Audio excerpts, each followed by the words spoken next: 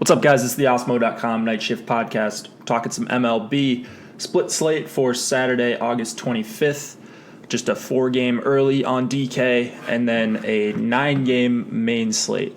So we're going to have the spotlight pitchers, hitters, and stacks. Osmo will be doing his lineup card article. We'll have ownership projections and rankings out for both slates, and it should be a good day of baseball. So let's talk about the early very briefly. We'll go Reds, Cubs, Luis Castillo going up against Jose Quintana. Castillo is 8K, Quintana 7,300. Wind blowing out here. This is going to be a Wrigley win game. I think that's going to make Castillo a pretty overlooked option, or maybe most people will be scared to use him in that with the wind blowing out in Wrigley. I'm not really scared to use Castillo because if he's on, he could just go and mow down this Cubs lineup. And if he's getting ahead, which he has been doing as of late, that changeup is still going to be devastating no matter the weather. So I'm on Castillo here. I'm really not looking to stack up against, or I should say, I'm not looking to stack the Cubs. I assume their ownerships are going to be out of hand, and I'd rather play Castillo and get some leverage on the other side. So Quintana going for the Cubs. I'm of the mindset that Quintana is not that great of a pitcher, honestly. He doesn't really miss bats, doesn't strike out righties at a very high rate, under 20%, gives up a lot of hard contact, a bunch of line drives. So I'm on the Reds here, and they're actually my favorite stack on the early slate. Eugenio Suarez, under 5K against the lefty, is just criminal. So I will be locking that in all day. Wind blowing out doesn't hurt as well. Phillip Ervin has a little bit of power. Tucker Barnhart, I don't mind. And then even Scooter Gennett, lefty. I've got no issue going to a full Reds stack here. So I'm assuming that's going to be somewhat different. I mean, people will be on the Reds because of this weather, but Reds are kind of my team on this early slate. Nationals, Mets. We've got Tanner Roark going up against Zach Wheeler. Roark 7,700. Wheeler is 10.5. I kind of am considering using Roark here. Just a bunch of righties in the lineup. Does a good job limiting hard hits for the most part. And just this Mets lineup is so bad, even with Bruce and Conforto in there. I mean, McNeil doesn't strike out, but everyone else, it seems like Roark has a chance to get some strikeouts here, and that's kind of what you're looking for on this early slate. He's got one of the easier matchups, so I don't love it, but for 7,700, I think that I have to consider it, especially if I'm MMEing. Wheeler is 10.5. This guy looks phenomenal. If you watch that start against San Francisco, even when he gets in trouble, he can just go and strike out 2 or 3 guys in a row and get out of jams. This matchup isn't great, and I really want to see Wheeler's ownership before I kind of make my final decision on him. But I'm not just crossing him off, and that's kind of a big step for me because I usually don't stack against the Nationals, but I usually don't play pitchers against the Nationals. But I may be doing it here, especially if you can afford him. 10.5 is not going to be that tough to fit in on just a 4-gamer. So probably no bats in that game for me. Rangers, Giants, we got Martin Perez going up against Andrew Suarez in AT&T. Perez is 5,200, Suarez 6,700. I'd have to imagine we see some ownership on Suarez just because he's at home, he's a favorite, and it's Texas. There are strikeouts, and that's kind of where I'm at. So Suarez has been pretty bad as of late, but he still can strike out lefties. He's going to see three lefties out of the first 4 hitters for the Rangers. Martin Perez, pitcher, also a lefty. So kind of an advantageous matchup for Suarez, and he can get away with hard contact to righties in that big park. So 6,700, pretty easy for me to be on Suarez there. I don't really love the bats on either side, and I hate targeting AT&T. It's a 4-game slate, so I'd like to get there. I like Evan Longoria and Chase Darno if he's in the 2 spot. Both guys under 4K, but that's really about it. Like, I don't really want to go to Slater or Hunter Pence or Yorkies Hernandez in the 8th spot. Philadelphia and Toronto. Nick Pivetta against, I believe it's going to be Sean Reed Foley. Is that right? That's what Fangraphs has. So we'll just go with that. But Pivetta is 9,400. Going to get a bunch of righties here. I like using Pivetta at home. But he's definitely on the table for me here. I would assume he's much higher owned than Wheeler. That's why I kind of like the Wheeler pivot, just because, like I said, I prefer Pivetta at home. But a bunch of righties in this lineup should certainly help him. And, just a good price for Pivetta. I don't think he's overpriced at all. So I am certainly on him. Reed Foley is, let's see what DK has him at. I think he's 5,100. 5,100. And if he is indeed going, he's likely going to be very chalky, but I'm not on him. He got hit really hard. What was that? Last start. Actually, the last 2 starts, he got hit really hard. Gets swinging strikes, but I don't really think his stuff is that great, and he doesn't go super deep. So you kind of need a nail pitcher on these short slates, and I don't think he's got a chance to be a decent value, but I like Rhys Hoskins matchup a ton against him, Carlos Santana, and Asdrubal Cabrera. So I'm more on the Philly stack than I am Reed Foley. All right, let's go to the main slate. We're skipping Boston, Tampa, and Chicago, Detroit, because those games are 6:10 Eastern games, so they will not be on the main slate. Yankees and Orioles, we have not Sonny Gray, J.A. Happ going up against Andrew Cashner. This is the second part of the doubleheader. This game will be on the main slate, so just take note of that. Happ is 9,300 going into Baltimore. Little bit overpriced, I would say, but Happ's a guy that has no issue striking out righties. And as we've said time and time before, Baltimore does not present much of a challenge offensively. I mean, they're better in their park, but I like that Happ has gone over 100 pitches in each of his last 2 starts, 3 straight games with 23-plus DK points. Not that that's everything or even close to everything, but he's just been a pretty consistent pitcher, and I think he is safe again. So Cashner, 4,600.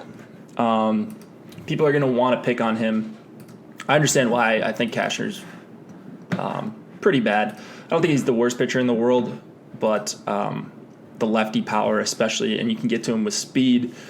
So Hicks, Gardner, Neil Walker, although he doesn't really have a ton of speed. And then even the righties like Gleyber Torres, underpriced for 4,100, Stanton, 5,300. It's not too tough to get to these Yankees. I think Hicks is going to go somewhat under-owned because he usually does when Stanton's priced right next to him. But Hicks is actually my favorite play on the Yankees. So I'm going to have a ton of Hicks in this spot. Speed and lefty power against Cashner. Oakland and Minnesota. We've got Mike Fiers going up against Steven Gonsalves. Fiers is 8,800. I'm interested to see if people are going to be on him here. I mean, I have zero interest in Fiers outside of O.co, but I'm just wondering if after those last few starts that people jump on Fiers. It's just an overpriced, and it's good hitting weather in Minnesota here. So Eddie Rosario and Jorge Polanco top my list for Twins bats. I think they're underpriced. Fly ball Mike Fiers in 85-degree weather in a neutral park, maybe a little bit of a bump to hitters here. So sign me up for some Twins bats. Steven Gonsalves is 5,200. Got rocked after having a nice first inning. I believe that was against the White Sox. Yeah. Ended up with a solid -4 DraftKings points. Quick outing, just 55 pitches for Gonsalves. And it's just not a good strikeout matchup against Oakland. We talked about them yesterday on the strategy video, how they're just not striking out that much. And you've got guys like Chris Davis and Matt Chapman I love in this spot for 4,200. Just crushes lefties, as does Piscotty And then I like Chad Pinder. I'm just kind of a sucker for the hard hit percentage. And Pinder on the season against lefties, we can look this up right now. Copy this lineup in. Here we go. Find the Oakland A's. There we go. All right, Pinder against lefties. This year, a 55.8% hard hit rate on the season. I mean, he strikes out a bunch. But when he makes contact, like when I see a number that high, it just always gets me going a little bit, and I'm kind of a sucker for that. Dual position eligibility on Pinder as well. So that concludes the Chad Pinder segment of the Night Shift podcast. So A's bats, I'm all over. All right, Atlanta and Miami. Oh, what's going on here? All right, there we go. Atlanta and Miami, we have Anibal Sanchez going up against Wei Yin Chin. Sanchez is 8,200, Wei Yin Chin 6,300.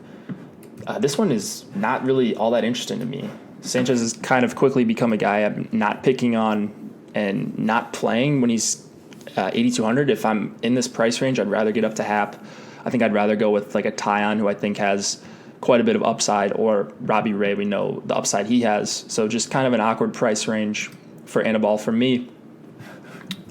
Chen will probably be popular just because he's at home. People love playing him at home. He's way better in Miami. There's no doubt about it. The stats back that up. Pretty much any stat you look at. But he has been getting strikeouts at home, and I don't really see him doing that here. You look at some of these Braves strikeout numbers. You've got Albies, Camargo, Markakis, Freeman, Inciarte are all under. They're all under 20% as far as strikeouts against lefties. So just not a good K matchup for Chen. He's priced up a little bit. Like if he was 4,500 in this spot, I mean, I'm in for Chen for a decent chance at 15 points. But I don't think Chen can break the slate like he has in the past when he's priced up to 6,300. Pittsburgh and Milwaukee. Jameson Taillon going up against Julius Chassin. We've got Taillon for 8,300, Chassin 8,100. So I'm not on Chassin here. I really like the spot for Corey Dickerson and Gregory Polanco. And then Taillon, I kind of want to like him here. I kind of want to love him. I do like him here. Really impressed by the last start. He had a 19% swinging strike rate against the Cubs, just kind of shut them down pretty easily. 6 innings, 8 strikeouts. Taillon is a very good pitcher. He's not someone that I target against, and I'm not doing it here. But I am worried about the weather in Milwaukee. So if the roof is closed, it's going to make a little bit of a difference just because it's 85 degrees, wind blowing out in Miller Park. So that's concerning. But Taillon, kind of like Luis Castillo I was talking about in the early slate, an option I will consider if he's going to be low owned. So check out our ownership projections if you are a premium member. Cleveland and Kansas City, Corey Kluber going up against Heath Fillmyer. Kluber is 11K on DraftKings. Fillmyer down to 4,400. So Kluber probably going to be somewhat owned. I mean, you've got him, you've got Verlander and Kershaw. So those are like the 3 big guys. And I actually prefer Verlander. He's priced the highest, but I think he's got the highest upside by a pretty decent margin. Kluber has not been the same Kluber that we've seen in the past. Kind of been saying that for a couple months now, and it showed in the results. I mean, he's still capable of very good starts, and him and Kershaw are kind of similar in this. They're both still really good pitchers, but I don't really think we're seeing the same guys that we've maybe seen in the last couple of years. And just look at stuff like swinging strike rate and chase rate, and then you look at the results too, and they're not having these huge high upside games. I mean, Kershaw has had a couple really nice starts in his last 2, so it's not like they can't have 30-point games, but they're just very few and far between for the most part. So there's my rant on Corey Kluber. Not targeting bats against him, but I just think people will see Kansas City, they'll see the low run total, and they'll see Kluber and just want to stack him up or just lock him up. But I'm not on that same wavelength with those people. It's also 92 degrees in Kansas City, so pretty terrible pitching weather and wind blowing out. So I'm not really interested in paying $11K for Kluber in this spot. Phil Meyer, 4,400. Has a really tough time with righties for whatever reason. 50% hard hit rate to righties on the season. Doesn't really strike anyone out.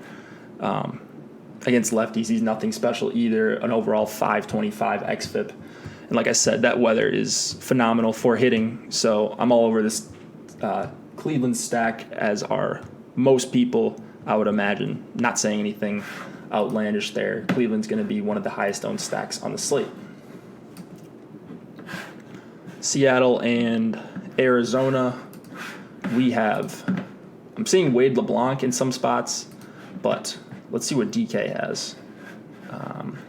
They have Mike Leake. I mean, either way, I don't think I'm going to have interest in either pitcher, although Leake is coming off a very good start where he had 6 Ks and went 8 innings. He's capable of doing that every once in a while, but I'm not going to act like I know when that's coming for Leake.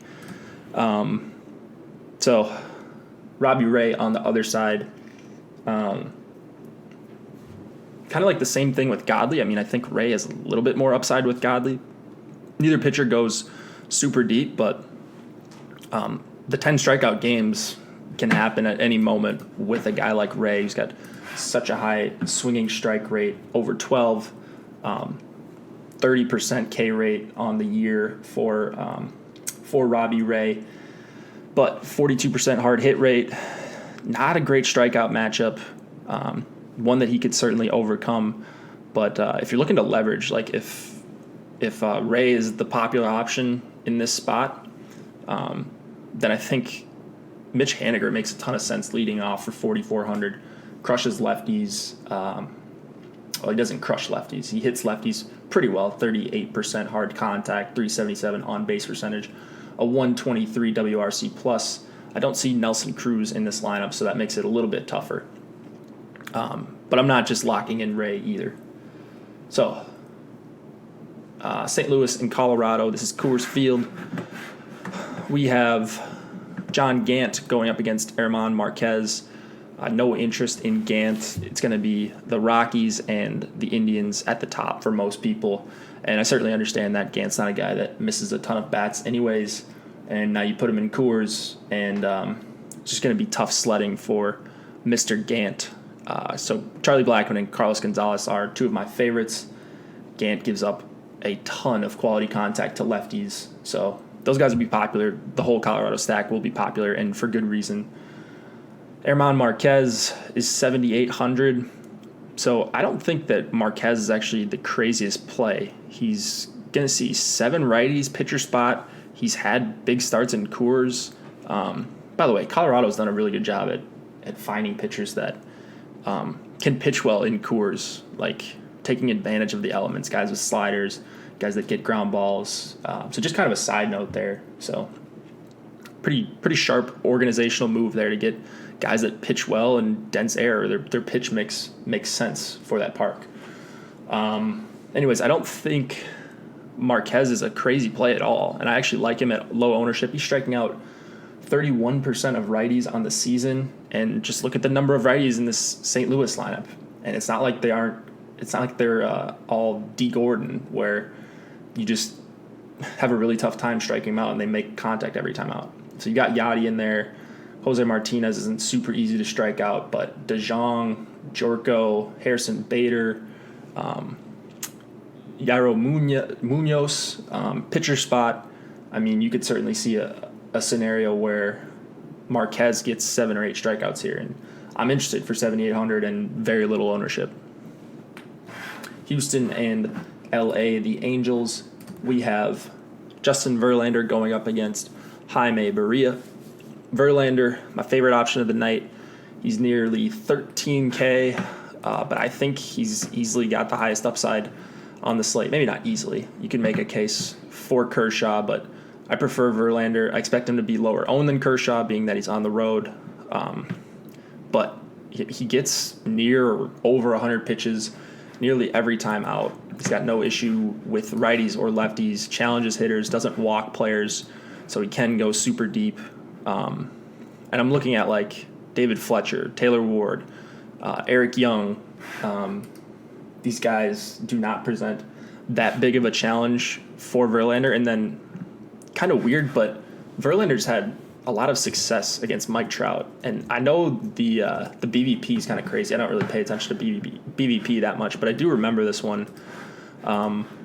So someone can tell me that tomorrow in chat, or I guess tomorrow's Saturday. We're not going to have a chat. But like Verlander's had success against Trout for whatever reason. But the rest of this lineup, I think he's got the advantage against every single player. So when that's the case, and he's going to be probably less owned than 3 or 4 other guys, I'm just in on a guy with this much upside. Berea is 7K on the other side.